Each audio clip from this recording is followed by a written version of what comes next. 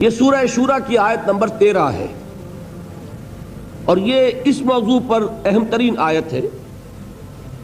اس آیت کو میں چاہتا ہوں کہ آج اچھی طرح سمجھے۔ شرع لکم من الدین، تمہارے لیے دین میں وہی چیز لازم کی گئی، معین کی گئی،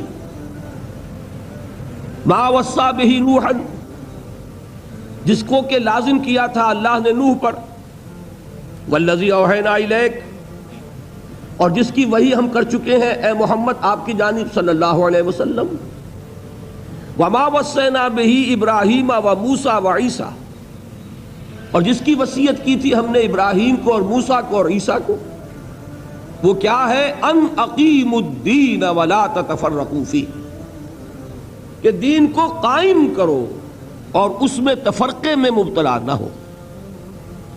اب یہاں جو بات میں اس سے پہلے عرض کر چکا ہوں اسے ذہن میں تازہ کیجئے کہ ایک ہے تصور مذہب، ایک ہے تصور دین، ان میں زمین و آسمان کا فرق ہے۔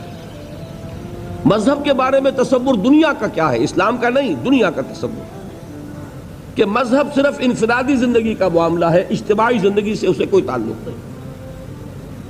انفرادی زندگی میں مذہب کے 3 حصے ہیں: عقائد، عبادات اور کچھ سوشل کسٹمز، عقیدہ اور موڈز آف ورشپ۔ تیسرے سوشل کسٹم، کچھ معاشرتی رسومات، بچہ پیدا ہوگا تو کیا رسم ہوگی، کوئی مر جائے گا تو کس طور سے اس کی میت جو ہے اس کو ڈسپوز آف کیا جائے گا۔ اسی طریقے سے شادی جو ایک ناگزیر ضرورت ہے انسانی تمدن کی، ہندو کو بھی کرنی ہے، مسلمان کو بھی کرنی ہے، سکھ کو بھی کرنی ہے، پارسی کو بھی کرنی ہے۔ تمدن کی گاڑی اس کے بغیر چلتی ہی نہیں۔ اس کو کس طریقے سے سولمنائز کیا جائے گا، کیا رسومات ہوگی کہ معلوم ہو جائے کہ اب یہ بندھن بندھ گیا۔ یہ سوشل کسٹمز ہیں۔ ان 3 چیزوں کو کہا جاتا ہے کہ یہ جو ہے یہ انفرادی معاملہ ہے، ہر شخص جیسے چاہے کرے، آزاد ہے۔ اور 3 ہی چیزیں وہ ہیں: سماجی نظام، معاشی نظام، سیاسی نظام۔ ان کا کوئی تعلق جو ہے وہ مذہب سے نہیں ہے، بلکہ ان کا تعلق ہوگا لوگوں کی مرضی سے، کثرت رائے سے۔ کسی ملک میں رہنے والوں کی آبادی، اس کی اکثریت جو چاہے گی وہ کر لے گی۔ اس کا نام ہے جدید دور میں سیکولرزم، کہ اس اجتماعی زندگی کا تعلق کسی مذہب سے نہیں۔ مذہبی آزادی ہر ایک کو ہے۔ امریکہ میں چلے جائیے وہی نظام ہے، ہندوستان میں چلے جائیے وہی نظام ہے۔ ایک قومی کشمکش دوسری بات ہے جو وہاں ہو جاتی ہے، کھٹ پٹ ہوتی ہے، فسادات ہوتے ہیں، مسلمانوں کا قتل عام ہوتا ہے، وہ وہاں پر آپ کو معلوم ہے کہ اونچی ذات کے ہندوؤں اور نیچی ذات کے ہندوؤں میں بھی ہوتا رہتا ہے۔ یہ علیحدہ بات ہے، لیکن یہ کہ کم سے کم قانونی اور دستوری طور پر ہندوستان میں مذہبی آزادی حاصل ہے۔ مذہب لیکن یہیں تک، عقیدے کی آزادی، عبادات کی آزادی اور شادی بیاہ کی آزادی۔ تھوڑی سی میں نے آپ کو بتایا تھا کہ وہاں کی سپریم کورٹ کے فیصلے سے وہ فیملی لاز کے اوپر تھوڑی سی زد پڑی ہے تو کتنا بڑا رد عمل ہندوستان میں ہو گیا۔ اچھا، اب یہ جو حصہ ہے یہ ہے ان کے نزدیک اس کا تعلق جو ہے وہ مذہب سے نہیں، بلکہ یہ تو سیکولر فیلڈ ہے انسانی زندگی کا۔ انتخابات ہوں گے، جو لوگ منتخب ہوں گے ان کی اکثریت پارلیمنٹ کے ممبرز کی جو قانون بنانا چاہے گی بنا دے گی۔ تو اسلام کے بارے میں یہ جان لیجئے کہ اسلام مجموعہ ہے ان 6 کی 6 چیزوں کا، 3 جمع 3۔ اس میں عقائد بھی ہیں، ایمانیات، جس پر ہم ایک مکمل تقریر جو ہے سن چکے آپ حضرات۔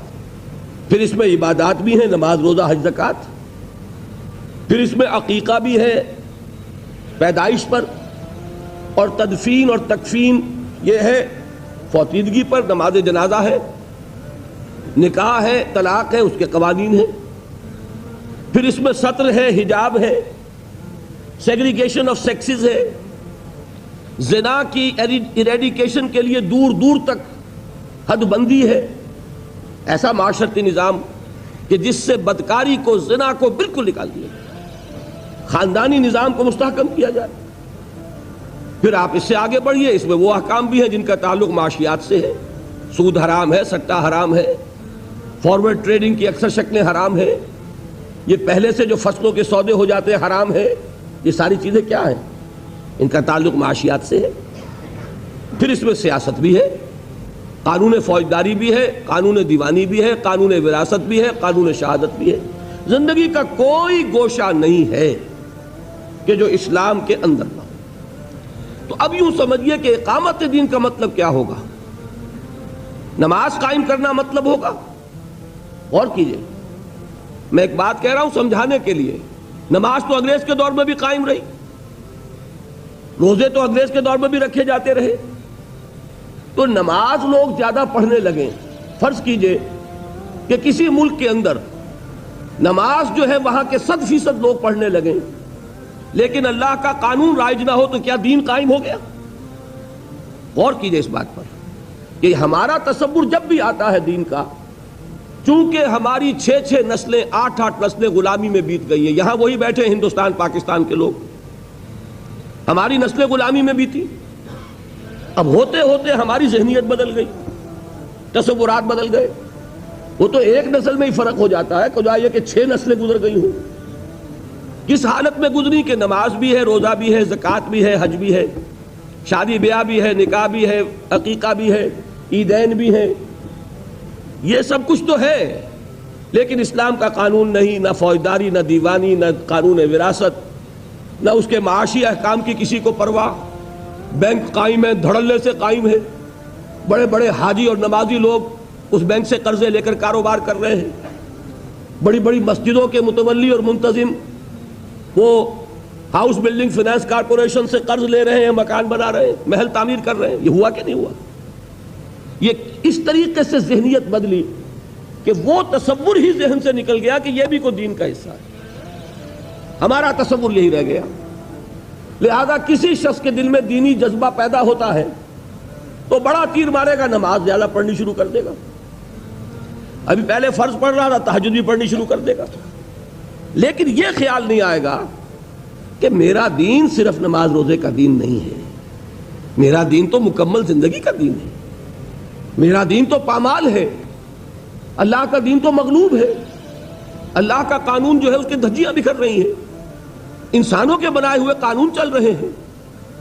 اس کو، اس پورے 3 جو حصے ہیں، سماجی نظام، معاشی نظام، سیاسی نظام، اس میں پورے دین کو قائم کرنا اقامت دین ہے۔ یہ ہے ان اقیموا الدین ولا تتفرقوا فیہ۔